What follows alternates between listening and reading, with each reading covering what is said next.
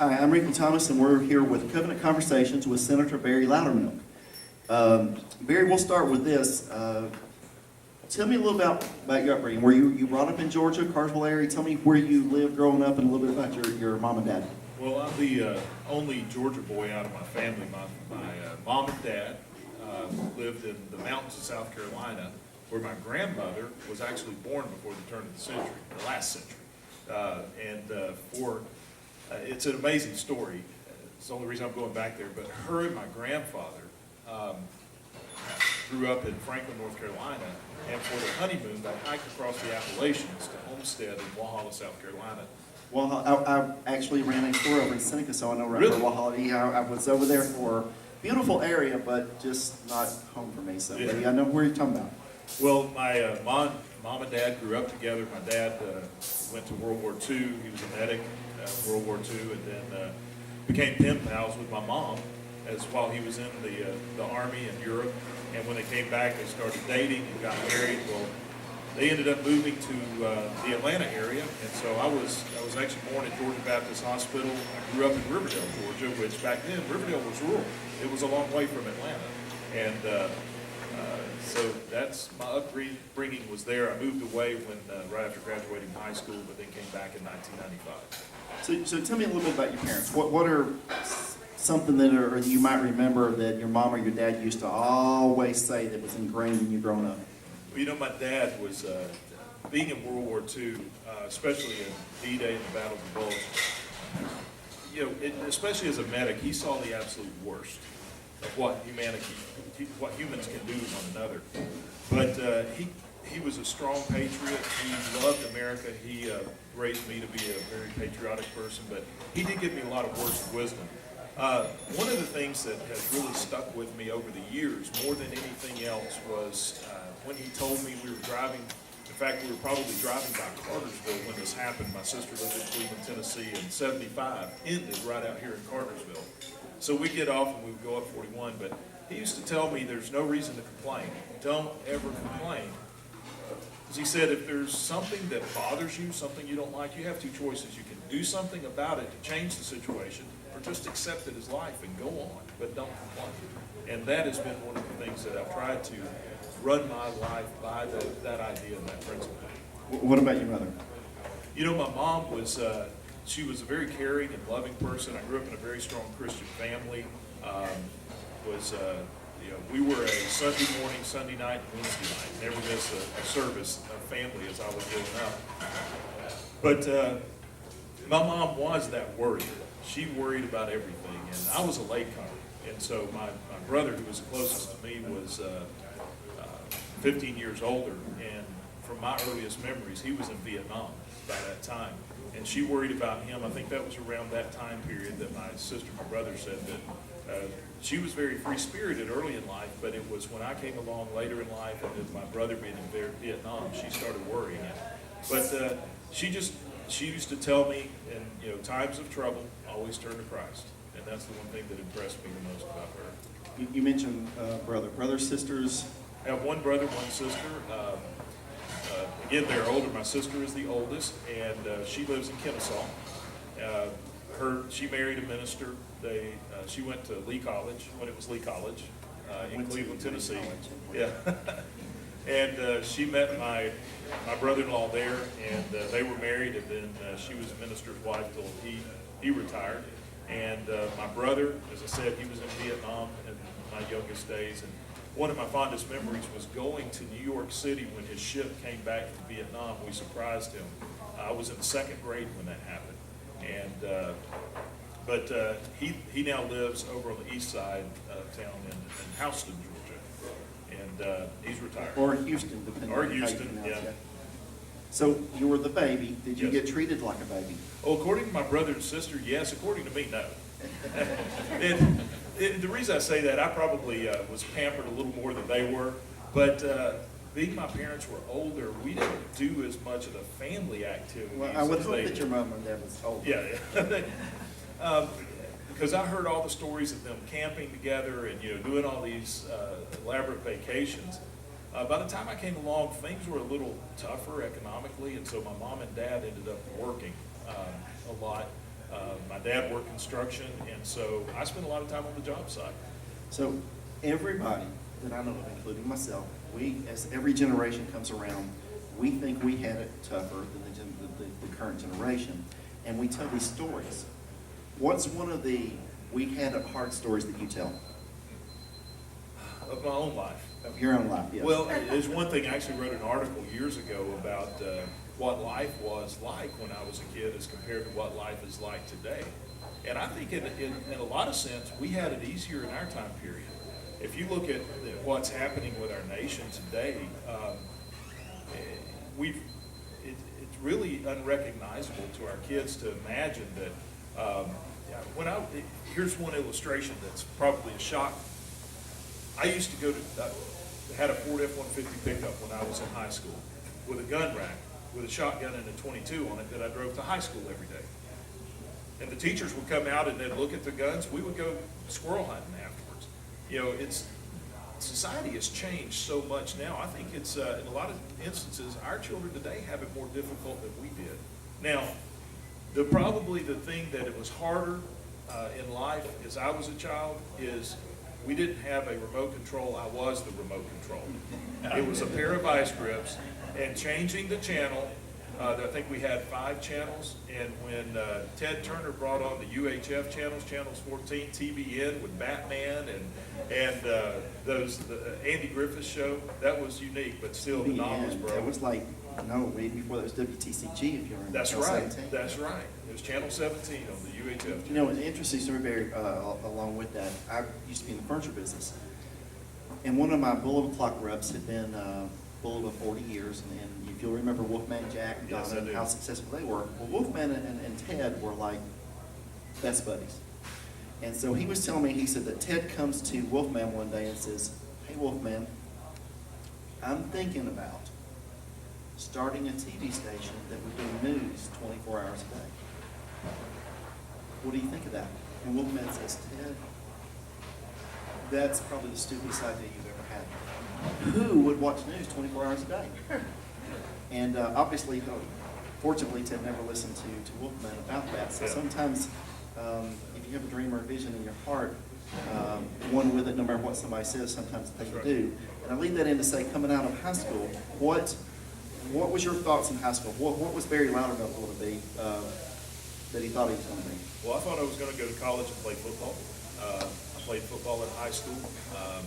Was one of the made the all-county team, and had been looked at by other colleges. I actually had offers from some colleges. I got injured.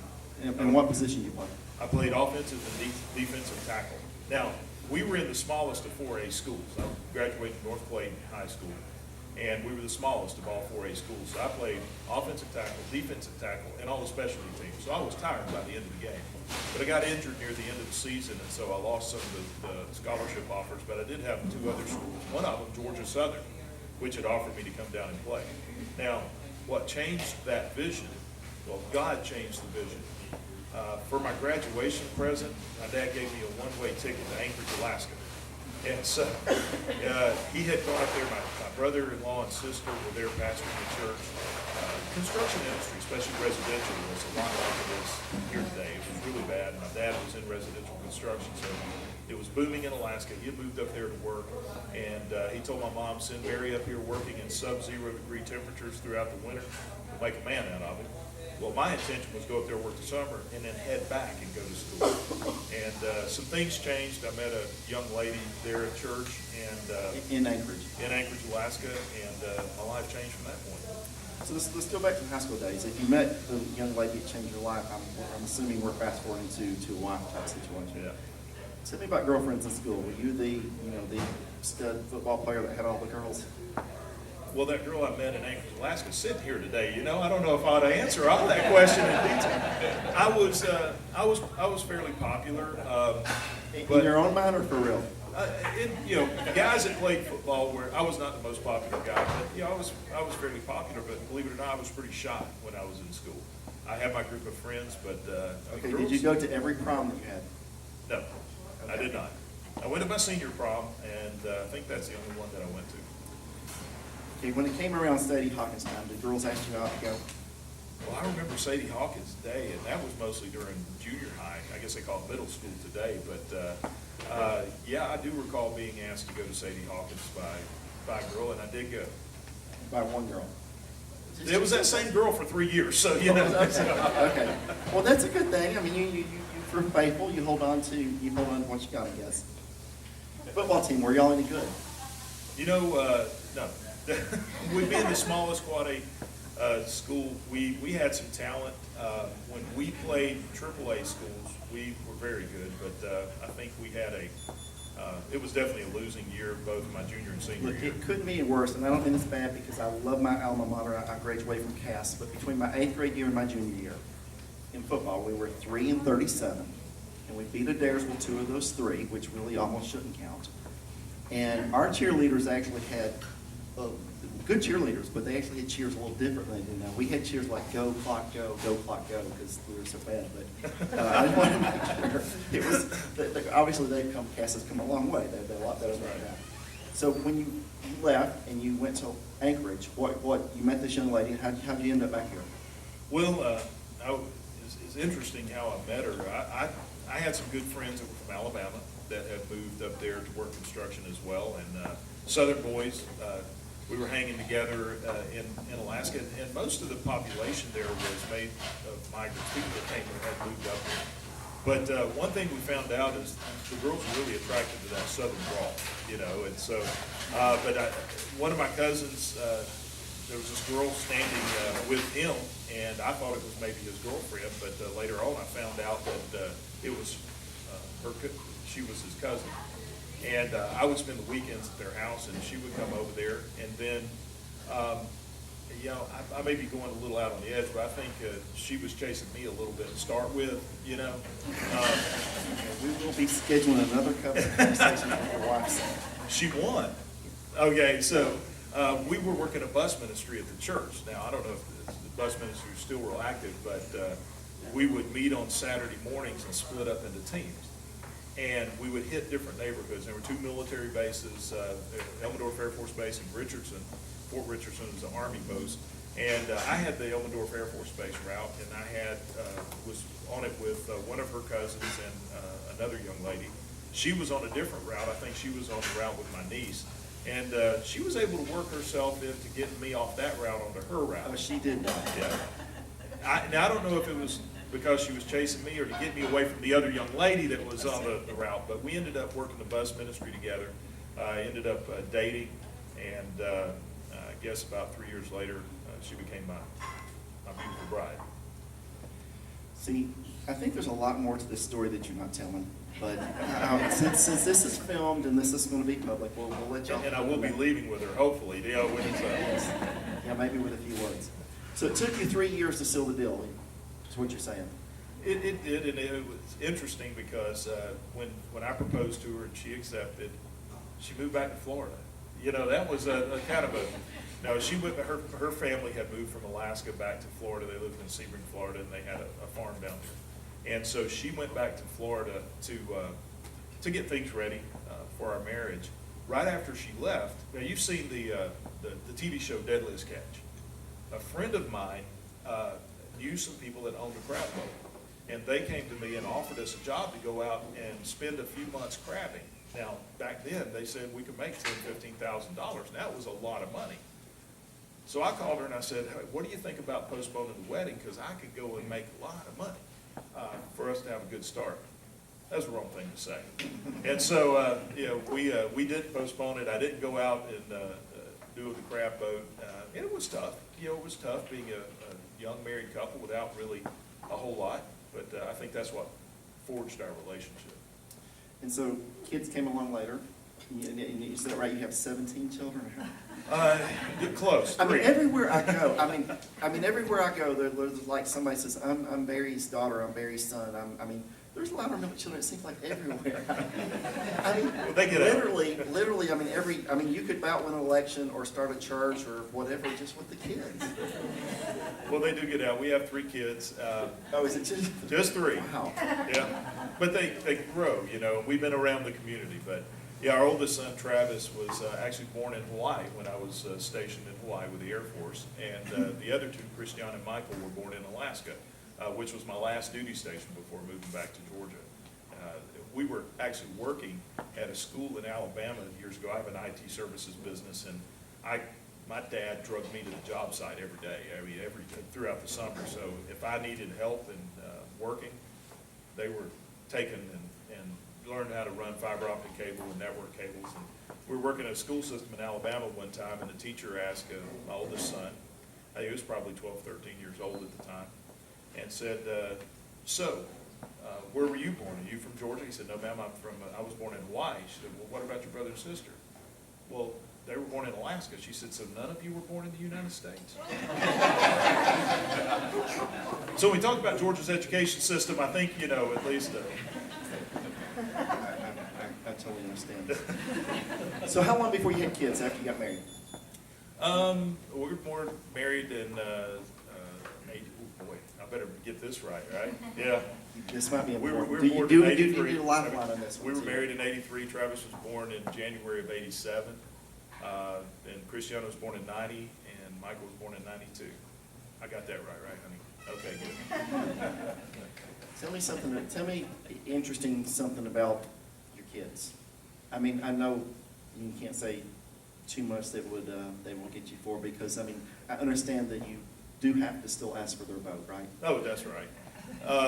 They actually have really been great kids, much closer as siblings, and obviously my brother and sister and I were, since they were much older. But Travis has always been the very protective one, especially of his older sister. And I guess in a young age, the most interesting thing is he was scared to death of elevators, not for himself, but of his sister. And he would get mad at her if she wasn't holding his hand when we would step on an elevator.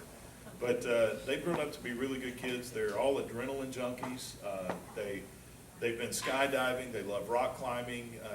They like doing things that I know about that Mom probably doesn't know about. She would have a fit if she knew that they were rappelling off a railroad trestle over the river not too long ago. Don't tell her that. No, I'll never tell her that. But actually, my oldest son, Travis, actually works for the U.S. Congress. He is a field rep for Congressman Tom Graves. That's his full-time job. Christiana works in our ministry. We have a You mean Tom Graves got to be a congressman? Yeah, he got there. Wow.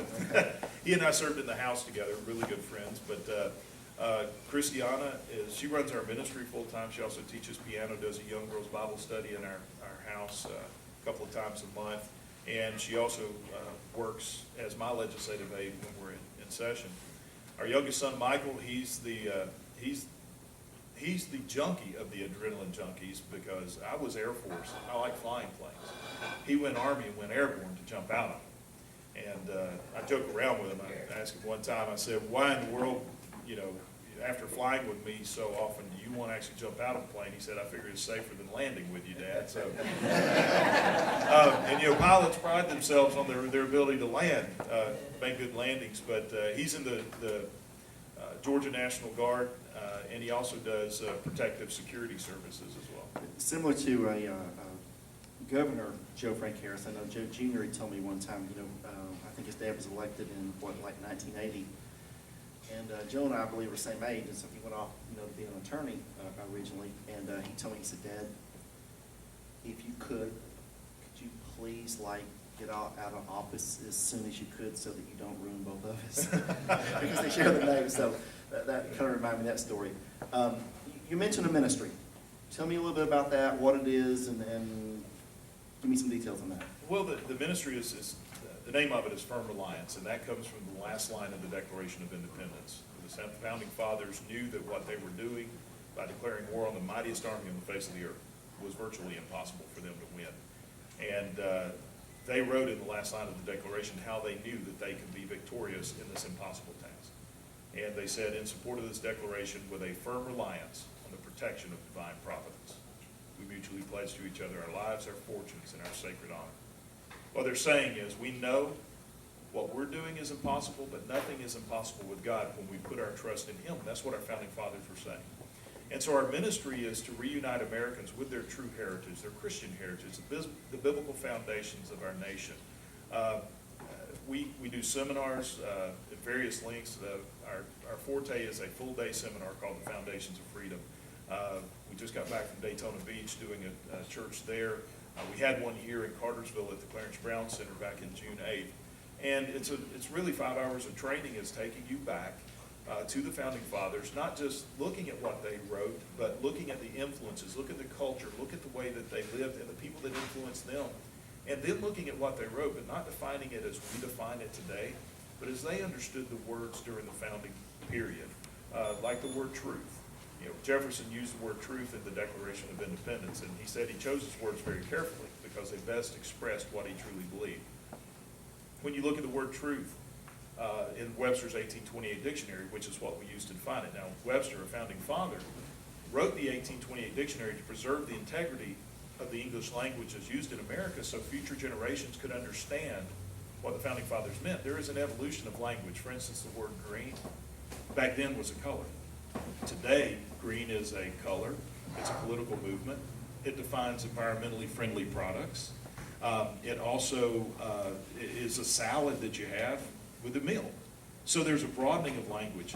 But if you look at the word truth, as used in our Declaration, that you go in the 1828 dictionary, says it's an absolute based on real fact or principle that is the same yesterday, today, and will be forever. When I read that in Webster's 1828 dictionary, I thought, well, that's interesting because I've heard that term the same yesterday, today, and forever before. The book of Hebrews, that is the definition of Christ. He's the same yesterday, today, and forever. So I thought that was unique, so I went to the bottom of the definition, and I looked to see how Webster used it in a sentence, and it just said John 17, verse 17.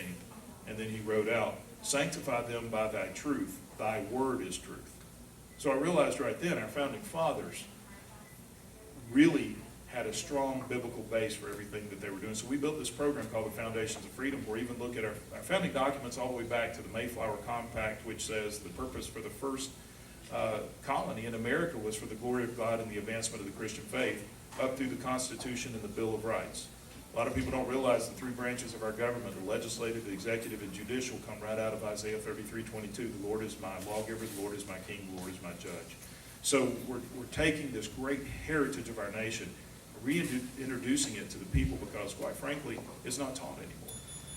You know, I know we have not pre-discussed what I'm fixing to say, and certainly one of the reasons I even do this, the Covenant Conversations, and I bring in elected, not all elected officials, but elected officials particularly in what would be considered maybe more popular, famous people in our community, and talk to them about their faith and family is this reason. We see at Christmas all the time this manger scene with shepherds and wise men, but the real truth is there was no wise men at that scene. There were only shepherds, which tells me this, is that the shepherds, the men of God who hear the voice of God, for 2 years heard the voice of God about the birthing of the Christ child before the wise men of the world ever heard anything. And so I believe that the men of God are at least 2 years ahead of what any of the wise men of the world even remotely know or understand. And that we will never go where we need to go if we don't have some foundational truth in what we do in government. God gave government and set it up, to be run that way. And I know that bothers some people about that because they think we're, I'll say this, and I'm leading into something, which is this. We say stupid stuff like, well, you can't legislate morality. I said, well, we already do. You can't legislate morality. All legislation is. It's morality. It's somebody's morality, whether it be, it's not a question of are we going to legislate morality. The question is whose morality is that we're going to legislate. And that's what that is. So having said that, all of this, what you're doing ministry-wise, and I know politically, and we'll talk about that in a moment, that you've been in office and running for office and things like that.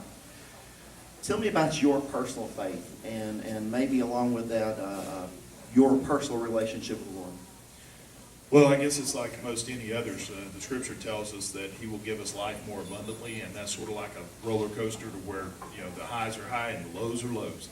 And whenever you're growing spiritually, you're going to have difficulty, especially if you're following the course that God leads for you. It is not a smooth and easy path.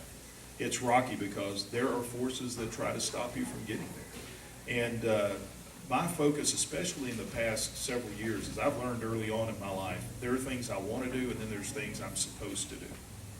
And if I just pursue those things that I want to do, I may have some temporary pleasure or excitement in that, but in the end, there's going to be misery at the end because you're not on the path that God has given you.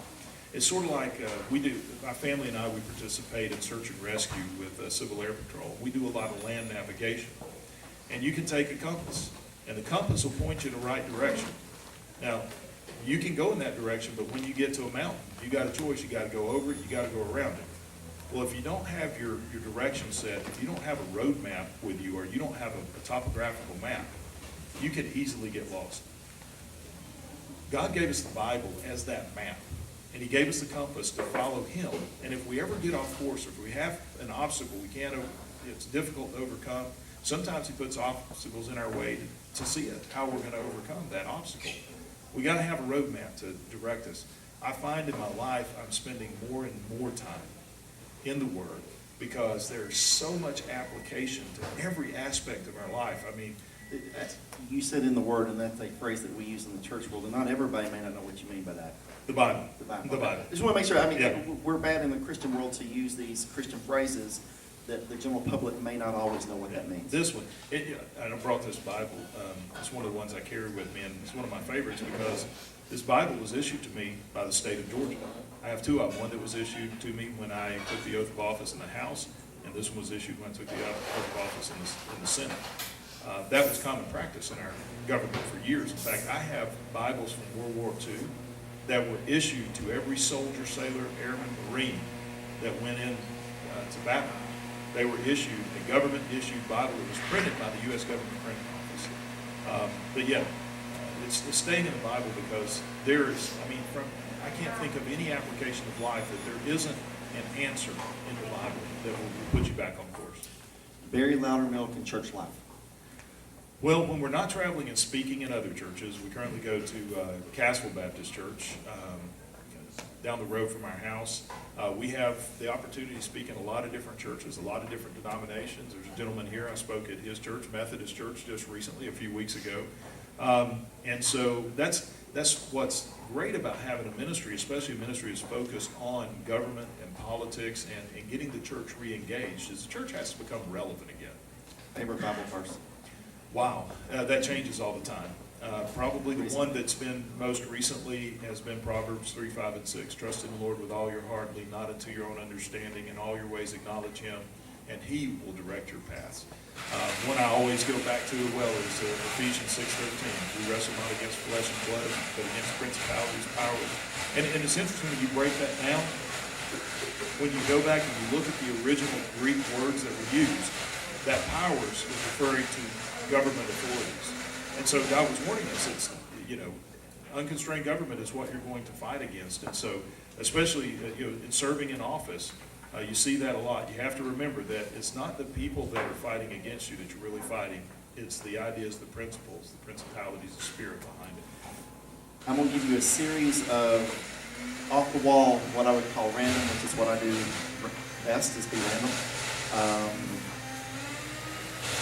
Really short answers on these. Favorite color? Blue. Food? Favorite food has got to be a ribeye steak, medium well. TV show? Andy Griffith. Oh, no, see, I really like you now. Is there some- Anybody in my family or anybody here that's a friend of ours could answer that question. Restaurant? Boy, there's so many, but probably if I just had my choice other than the gate, would probably be See, no, I said a no good politics. steakhouse. I said no politics tonight. a good steakhouse of any type that provides a good steak. Longhorn is one that we go to quite often. Did you and your wife get to go on a honeymoon? We did. Okay, if you were taking her on a honeymoon 30 year or so, or whatever, or 40 or whatever, where would, money wasn't an issue, where would you go? Wherever she wanted. That's probably going to keep you married for a long, long time. I had to get out of those earlier questions. No, one of the things that I've always wanted to do, and I know she's been to Europe. I went to Ukraine many years ago to speak on American history as part of another ministry, and was able to stop off in Amsterdam. But I would really like to go to Europe and trace my father's steps through the war.